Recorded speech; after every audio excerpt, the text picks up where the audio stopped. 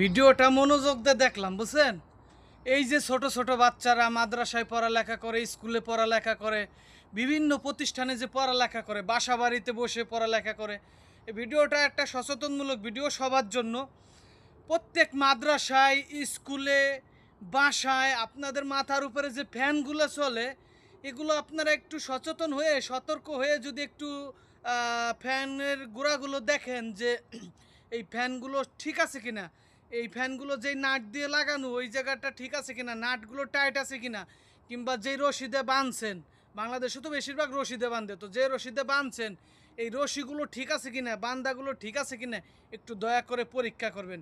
এই সন্তানটা কোন অবস্থায় আছে আমি সঠিক জানি না, তবে আল্লাহর কাছে দোয়া করি, যেহেতু মাথার উপরে ফ্যানটা পড়ছে, বাচ্চাটা খুব কান্না করতেছে।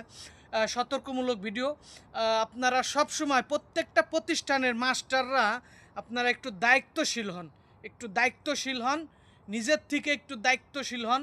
অন্যের সন্তানগুলো যখন আপনাদের কাছে পড়ার জন্য পাঠায়, শিক্ষার জন্য পাঠায়, তখন ওদের দায়িত্ব সব আপনাদের উপর থাকে।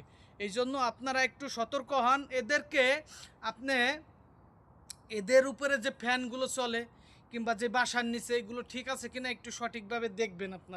আপনাদের কাছে এইটুকুই অনুরোধ যে আপনারা এইগুলো দেখবেন সুন্দরভাবে, সঠিকভাবে এই জিনিসগুলো দেখে যাচাই বাছাই করে আপনারা নিয়ন্ত্রণ করেন, কোনো সমস্যা নেই।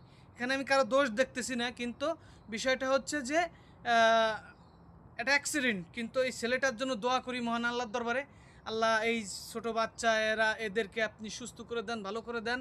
এদের বাপ মার কাছে আবার এদেরকে আপনি সুন্দরভাবে সম্মানের সাথে যাওয়ার তৌফিক দান করেন। দোয়া করি সবাই ভালো থাকবেন, সুস্থ থাকবেন। মালয়েশিয়া থেকে Salauddin Parvez Farid. Like, comment, share করে আমার সাথেই থাকেন, আমাকে আপনাদের সাথে রাখেন। আমি আপনাদেরই ছিলাম, আপনাদেরই আছি, আপনাদেরই থাকবো। মালয়েশিয়ান প্রবাসী, বাংলাদেশ, ফরিদপুর, ভাঙ্গা, আলগি।